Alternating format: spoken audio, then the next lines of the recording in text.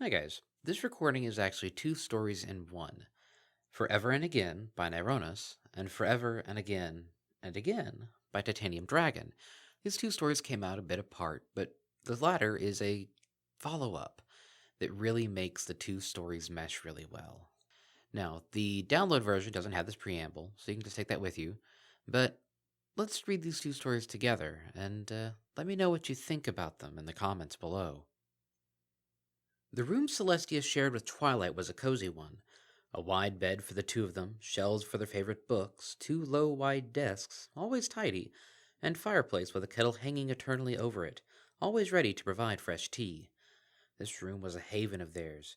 It was where they came when the long day ended just to be with one another, sometimes laughing, sometimes playing, sometimes crying, but mostly to just enjoy the silence with each other.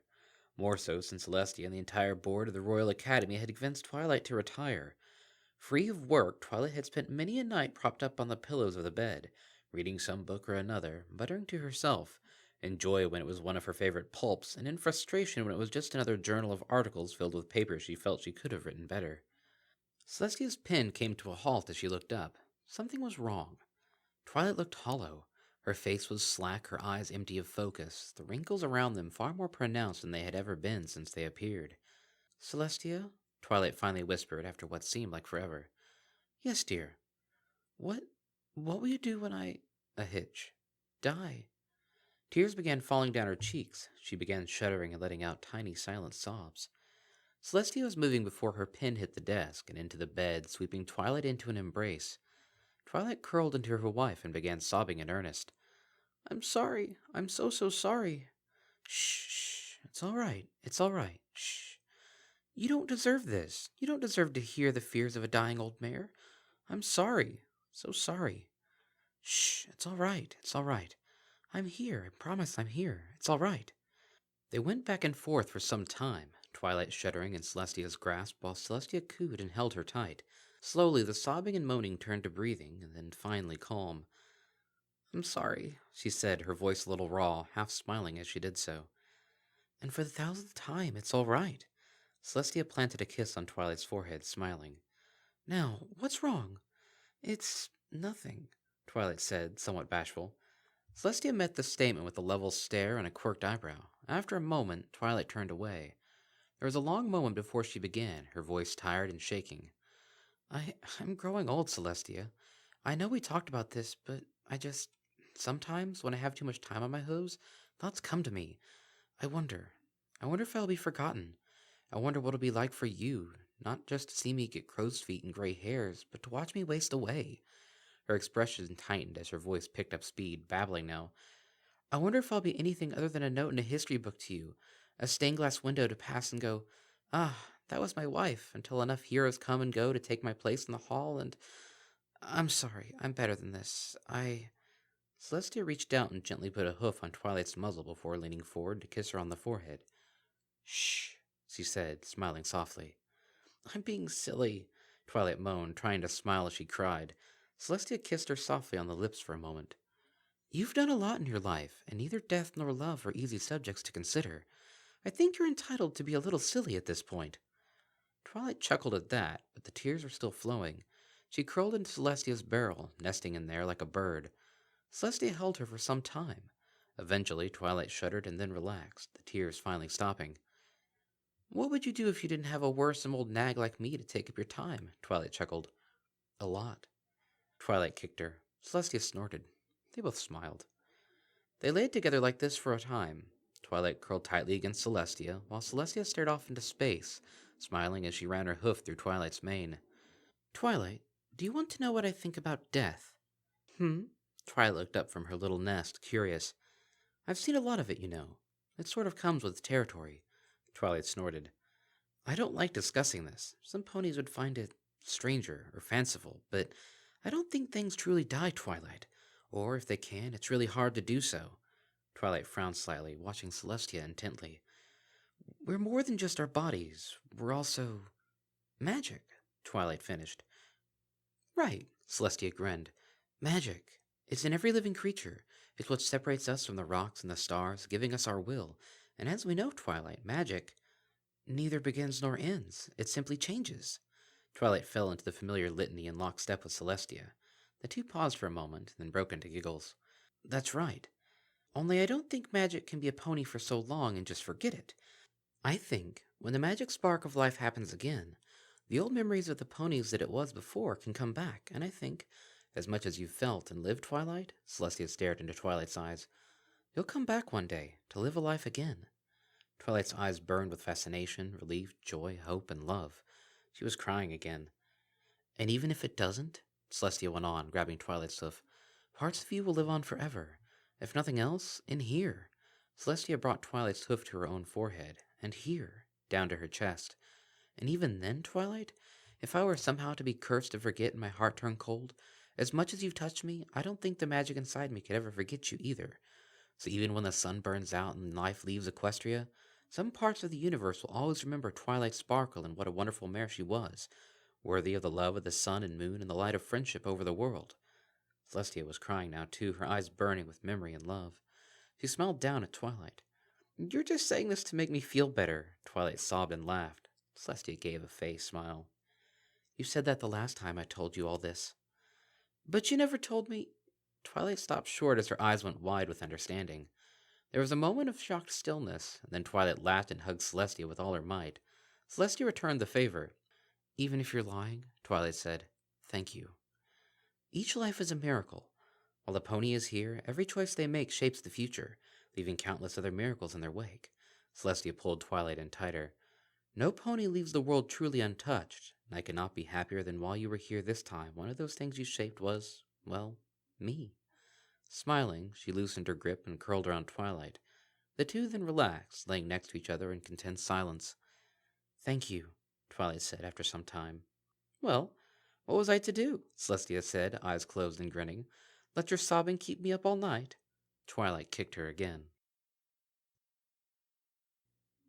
Do you like it? Twilight started. Princess! Whirling around to face Celestia, she managed to twist her legs across her chest and fell to the stone floor in a heap in front of the stained glass window she had been staring at. I'm sorry, you were late, and I thought maybe... It's all right, Twilight, Celestia said as she bent down to nose Twilight back to her feet. But the gardener said that you don't let anyone come in here, and the guard said that... Celestia laughed. Twilight, you're a princess now. No part of the castle is off limits to you, not even this place. Celestia spread one wing, sweeping it in a grand gesture across the oblong room, the light filtering in through dozens of stained glass windows painting the marble floor every color there was in Equestria.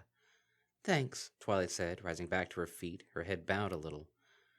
Celestia leaned in conspiratorially. Though just between the two of us, the guards were ordered to simply admit you after you snuck into the restricted section of the Royal Canterlot Archives at age 6. Twilight blushed. You knew about that? Of course. Who do you think set up the alarm spells? But, Princess, there aren't any alarm spells in the Royal Archives. Not that make any sound, Celestia said, smiling. Twilight tilted her head. What's the point of an alarm spell if it doesn't make any noise? Because, Twilight, anyone who can get through the spells I have guarding it is far too dangerous for the royal guards to handle on their own. Oh, Twilight sighed, looking down at her reflection in the polished stone floor. I'm still not used to thinking like that. You have a long time to learn, Celestia said, setting a hoof on the smaller pony's shoulder. And besides, it is not always good to think like me. But, Princess, you've ruled Equestria for 1,000 years. You're wise and make good decisions, and you know practically everything. You know as well as any pony that I don't know everything, Celestia smirked. I hear there's a young mare, not even 20 years old, who has worked out spells that I struggled with for centuries. Only because you taught me? I have had many students over the years, Twilight, Celestia said, lifting her head. None finished the spell but you. You may not know everything, but your talent at magic is unsurpassed. Twilight straightened up. Thank you, Princess. Celestia laughed. Twilight, please, I've been telling you. You can call me Celestia, especially when we're in private. I know, Twilight said, sighing. It's just so weird, being a princess, trying to remember when I'm not supposed to use titles. To tell you the truth, Twilight, it has nothing to do with you being a princess now. You have always been very special to me. Twilight's blush returned in full force, the smaller alicorn shifting awkwardly from hoof to hoof. Thanks, Celestia. Princer, no, that's a new title. Celestia lifted one hoof to stroke her chin. Perhaps I shall have to get it added to the list. Twilight coughed, turning her head in exaggerated motion as her eyes swept the hall. So, what is this place? Celestia stepped out into the center of the room, waving her wing down the long row of arches, each separated by multiple stained glass windows set into the walls. Broken sunlight streamed into the room, painting the white stone with myriad colors. This is where I keep my most precious memories. They don't all fit into my study, after all.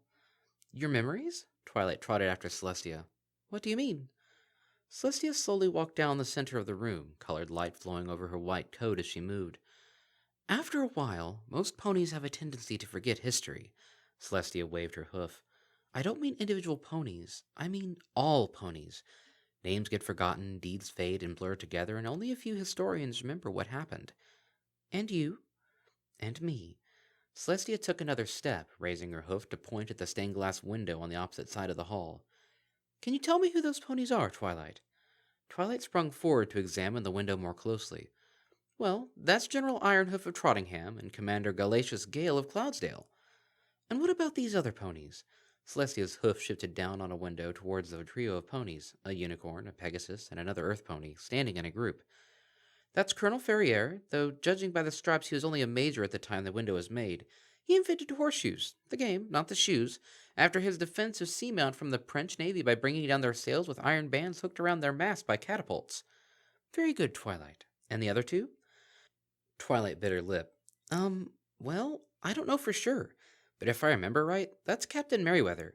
She was in charge of the cumulonimbus formation at the Battle of Whitefeather, and that's, Twilight stared at the earth pony, then sighed, her ears falling. I don't recognize him. Celestia opened her mouth, only to be cut off by a torrent of words from Twilight. Wait, that's Corporal Cobb. He scavenged provisions for the EUP after the French spoiled their food with the loot fist stockpiles they stole from the caribou. That's very good, Twilight. I'm impressed you remembered them all. Thank you, Princess. Twilight looked around. I did recognize most of the ponies here, but they're all very old. Why are these windows here? Did this used to be a meeting hall? Celestia shook her head. No, Twilight. I moved them here once they were replaced in the main hall by new ones. New ones? What do you mean? I've never seen any of these windows before. You wouldn't have. These were all replaced long before you were born. Wow, I knew they were old, but... Twilight stared at the window. What happened to the new ones? As I said, I replaced them.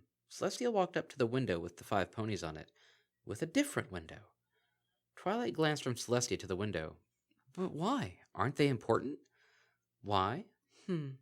Celestia looked out through the colored glass for a moment, the broken light painting her face a dozen hues. Tell me, Twilight, do you know what kind of tea they liked? Tea?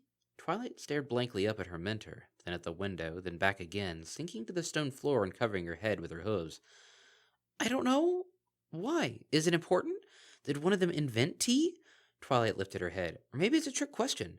Yes, one of them probably hated tea and burned it, or threw it into the sea, or...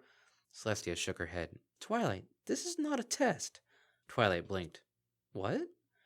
You see, Twilight, Celestia said as she lifted one hoof, slowly sliding it over the figures. I think, to really know a pony, you must know how they like to take their tea. She moved her hoof to the top of the window. Ironhoof wanted it strong enough to stand a horseshoe in. I'm afraid he did not remove the leaves from his tea before drinking it. Her hoof slid over to the Pegasus at the top of the window. Now, Gale liked it however I did. No matter how terrible it was, I'm afraid poor Galatius had a bit of a crush on me. Celestia's hoof slid downwards. Ferrier was an experimenter. He tried about every type of tea, but always with 3 drops of honey. Cobb despised tea. He would only drink coffee, and even after the loot fix dump, he continued to drink his from the ruined stores. Celestia shook her head. I'm afraid his tongue never quite recovered. And as for Merryweather, Celestia tapped her hoof on the glass. Merryweather thought that anyone who needed coffee or tea was weak, as she never needed it to wake up in the morning. Merryweather never did learn the truly important thing about tea was not the tea, but whom you were sharing it with. Celestia smiled. Always impatient, that one. Wow, Twilight said, staring for a moment before she laughed quietly. And you said you don't know everything. Only most things, Celestia said, turning her head and winking. But wait, why does that matter? How does that explain why the windows got replaced? Because, Twilight, no pony knows how they like their tea. Celestia turned away from the window. Some ponies will remember Gale's post-war time in the weather service or Ironhoof's retirement in the hayseed swamp. Captain Ferrier might be better remembered for horseshoes than he is for his role in the war, and I think he would like it that way. Celestia shook her head. Cobb and Merriweather are hardly remembered at all, but no pony remembers who they were. Not really. No pony except for you mean? Celestia smiled and bobbed her head. But I don't need a window on the hall to remember them by. If someone comes for an audience with me, I would like for them to see a pony with whom they might someday share tea. But what about history? What about it? Celestia walked down the hall. There is history made in every generation. There is no reason why they need to see the search for the Crystal Empire of 740, or the befriending of the Breezes in 467, or the baking of the Great Cake of Oxford in 984. The Great Cake of Oxford? Twilight stared at the stained glass window adorned with minotaurs and ponies alike. Yes, Celestia bobbed her head. I thought it might be nice to commemorate. But that wasn't even that long ago. Why did you have it replaced? It kept making me hungry. Celestia paused, staring at the window for a long moment. It was a very good cake. Twilight rubbed her foreleg with her hoof. So which ones did we replace? Oh, Twilight, don't worry about that. You've earned every window in the Great Hall, and probably a few more besides. She looked back at Twilight and smiled. And I won't even have to replace them. Huh? Why not? Celestia brushed Twilight's wing with the tip of her own. Oh, right, Twilight said, looking back at herself. I still forget I have these sometimes. It's all right, Twilight. You'll get used to them. You'll have plenty of time, after all. Celestia walked past Twilight, slowly strolling back towards the entryway. Wait. Celestia looked back over her shoulder. I recognized most of these, well, other than the cake one, obviously, but I couldn't figure out who she was. The one you were looking at when I startled you? Celestia turned around to face the window in question. An aged unicorn lay reclined with a book spread open across her forelimbs, her coat several shades of pink and gray beneath her purple robes as stars gleamed in the sky overhead. Ah, yes. Seema lived a very, very long time ago. I'm not surprised you haven't heard of her. That sounds like old Equish. It is. Wow. Twilight stared at the stained glass window, her eyes widening. Wait, does that mean that this window predates Luna's banishment? Celestia laughed, shaking her head. No, it is only about 600 years old. There was a fad back in the early 330s to name your foals an old Equish rather than the modern tongue. I thought it made them sound more dignified. She laughed again. I didn't have the heart to tell them they were pronouncing their names wrong. Wow, that's kind of embarrassing, actually. I never told most of them. Celestia lifted a hoof and set it flat against the window. I told her, though. She thought it was funny. Who was she? Twilight asked, tilting her head. She was a very special pony, Celestia said, closing her eyes. Well, I guessed as much. She did get a window, after all. I suppose so. Celestia leaned forward, resting her horn against the glass. Would you believe that she was worried about it? Twilight blinked. Worried about getting a window? No, worried that I would get rid of it. Oh, well, you didn't. No, I didn't. Celestia opened her eyes, looking up into the purple eyes of the pony in the window. Why did they hide her cutie mark? They didn't. Celestia's hoof slid down the glass to rest on the pony's robed flank. It was here originally. It was very beautiful. Twilight took a step closer. I did notice that part of the window looked kind of funny. Well, I'm afraid I'm not quite as good at repairing stained glass windows as the pony who made this. Wait, you repaired it? I didn't mean... Celestia shook her head slightly, never breaking eye contact with the glass pony. It's all right. I just couldn't bear to ruin the window with a sloppy star. So what happened to it? Your fold. Wow, Twilight said, glancing back towards the exit before doing a double take. Wait, how did a foal get out into your private garden? Oh, he didn't. It was still in the Great Hall back then. Twilight tilted her head. Wait, it was still in the Great Hall? I thought you said you replaced these when... Celestia smiled sadly. I do, ordinarily, but I may have been a little selfish. Princess? Twilight looked from Celestia to the robed pony, then back again. Who was she to you? She was my wife. Twilight nearly fell over again. Your wife? Celestia nodded her head, finally breaking eye contact with the window to look back at Twilight. Yes. I didn't know you were ever married. It isn't common knowledge. Twilight licked her lips. I'm sorry, I didn't mean to bring up bad memories. You didn't. Celestia still wore the same little smile. They're happy ones. I'm sorry, you just seemed... sad? Celestia met Twilight's gaze. One of the reasons I don't tell many ponies is because I don't want them feeling sorry for me. Twilight looked away. I didn't mean to. I know.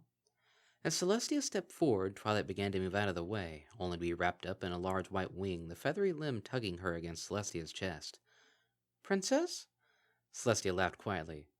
I thought I told you to stop calling me that. Sorry. Don't apologize. Celestia stepped away after a moment, standing alongside Twilight as the pair stared out through the tinted glass, the garden beyond only barely visible as shadows behind it. What was she like? Smart, funny, she loved to read, Celestia paused, and take a little more than her fair share of the blankets. So she was a scholar, then? Head of Celestia's School for Gifted Unicorns. Before that, she was head of the astronomy department. She was quite gifted. Really? But I thought I knew the name of every famous astronomer. She was never very famous for it. Or anything, really. Celestia stared at the glass. She didn't really like attention very much, as I found out when I first met her. Twilight arched an eyebrow. Come on a bit strong? Celestia laughed. No, I was just a bit too interested in her cutie mark. I thought she was a prophecy come true when I first met her. It was only later that we fell in love, after I scared her off a few times. Twilight blinked, looking up at the taller alicorn. Prophecy? On the longest day of the 1000th year, the stars will aid in her escape, and she will bring about nighttime eternal. Twilight stared. What does that have to do with her? With her cutie mark. Celestia pointed at the glass pony's flank. I thought she might represent the stars. Oh, so you thought she was going to free Luna? I did. Celestia bowed her head. But that wasn't supposed to happen for another 600 years. I thought she might become an alicorn. Oh. Twilight's eyes fell to the floor, picking out the outline of the pony on the polished stone. I'm sorry that she didn't. I would have liked to have met her. Celestia set her hoof on Twilight's back. You'd have a lot to talk about. Yeah, like what you were like back then, and what history was like back then, and why ponies took so long to figure out how comets work, and... You could ask me those things, Celestia's eyes twinkled. In fact, I'm fairly certain that you already have. I know, but it would be different, perspective. Twilight gestured vaguely with her hoof. I would have liked for you to have been able to meet her, but... Celestia looked back at the window. If she had ascended, you might never have become my student in the first place. I guess that's true. Twilight's ears fell. Do you miss her? I do, Celestia said, but not every day. It isn't so hard after a while. Not if you don't dwell on it. She shook her head. You do miss the dead, but every pony does. What is it like, anyway? Twilight tilted her head. Living forever, I mean. Celestia rubbed Twilight's back. Well, you're about to find that out, aren't you? Slowly. A little warning would be nice. That's funny. She said the same thing. Twilight sat for a moment before squeaking loudly, her face turning scarlet as she pulled away from Celestia's hoof. Princess! She said that too, Celestia said, smirking. Twilight buried her head in her hooves. You're terrible, you know that? Oh, I know, Celestia chuckled. She made sure to tell me that every day, sometimes more, and she kicked me. She had surprisingly hard hooves. Surprisingly hard as in harder than you'd think, or... Wait, you're just changing the subject. Twilight looked up. Really, how hard is it to see someone and know that they're going to die? Well, you know that they're going to die too. Twilight stomped her hoof. You know what I meant? Well, for a normal pony, half the ponies they ever meet will die before they do. For us, it is all of them. But I don't think it is really any different, moment to moment. Or if it is any different, nobody could ever explain the difference to me. I guess that makes sense. Celestia looked down at Twilight. You know, a lot of ponies had very funny ideas after my wife died, that living forever would be very painful. But it isn't. Every pony has loved ones die. It would be selfish to think that we're any different just because we live longer. Yeah, I kind of figured. I mean, my grandparents died when I was a foal, so I kind of remember them. And I remember I loved them, but I don't really know them, you know? Twilight gestured vaguely. I just wanted to know if I was, missing something. Wise. Celestia took another glance at the window. When she was dying, she was more scared about what would happen to me when she was gone than she was about herself. Well, it makes sense logically, Twilight said. Once a pony is dead, they can't really feel anything. It's only living ponies who feel sad or happy or anything else for that matter. You don't believe in the afterlife? Twilight blinked. You do? Celestia draped her wing over the smaller pony's back, tugging Twilight in closer to her side. Not exactly. Sometimes, though, I see things that make me wonder. Things? You don't mean ghosts, do you? Because ghosts... I mean magic. Tell me, Twilight, what is Clover's first law? Magic can never be created or destroyed, only changed. Celestia nodded. Just so. I think we're more than just our bodies. I think we're our magic, too. And while our bodies may go away, our magic, it goes out there into the world when we die. She waved her hoof in a wide sweeping motion. And sometimes that magic, it comes back and finds its way into another pony. Twilight sat down under Celestia's wing. I'm sorry, but that's really hard to believe, Princess. I mean, cutie marks are never the same. No one has ever proven that to be true, Twilight. Sometimes I think I've seen the same cutie mark twice. Twilight narrowed her eyes. Are you sure? Because I've seen ponies with pretty similar looking cutie marks before. Minuet and Doc Turner's marks look almost the same, but if you get up close to them. For a long time, I was not. Celestia tilted her head slightly. Like you, I did not believe in such things. But then I had the opportunity to examine a very familiar looking mark up close, and realized that there was no mistaking it. Twilight sat there for a moment before sighing, straightening up and brushing her mane out of her face. Ugh, well, if anyone would have seen it, it would have been you. Twilight shook her head. Still, reincarnation seems kind of far-fetched, and kind of creepy. I mean, what if your wife came back to life and you met her as a foal and she didn't remember anything? Celestia stared at the window in silence for several long moments, long enough for Twilight to begin to shift uncomfortably. I'm sorry, I didn't mean to. Celestia shook her head. You have nothing to apologize for. I have spent much time thinking on that subject, Twilight, more than you might think. Twilight looked up at Celestia expectantly. And? I decided in the end that it would be best if I said nothing. Celestia exhaled slowly. Even if I did know for certain that I was right, that the same marks meant they were the same ponies born anew, it would be wrong to tell them. Wait, why? If you knew... Tell me, Twilight, if I had told you when you got your cutie mark that you were a famous navigator born anew, what would you have said? She smiled gently, hypothetically. Twilight examined her distorted reflection in the polished marble floor. I see. You're afraid I would have thought I had to become a navigator, just because you thought my cutie mark looked the same. And even if you did not, how was I to know? Celestia swept her hoof through the air. I have seen many ponies with marks that were strongly reminiscent of other ponies. But if I am right, if ponies are truly granted a second chance at life, a blank slate, then what is the point if they are simply repeating the same life anew? Who is to say that they chose right the first time? Perhaps they are destined to be an astronomer, or a sorcerer, or a showmare. It is not my place to decide for them. I guess that makes sense, but even so, I'd still want to know. Celestia nodded. I would as well. But you see, Twilight, anything I said would be coming from the princess, not Celestia, but Princess Celestia, scion of the Golden Throne, immortal ruler of Equestria. It would be very hard for anyone, especially a foal, to see it as anything short of a command.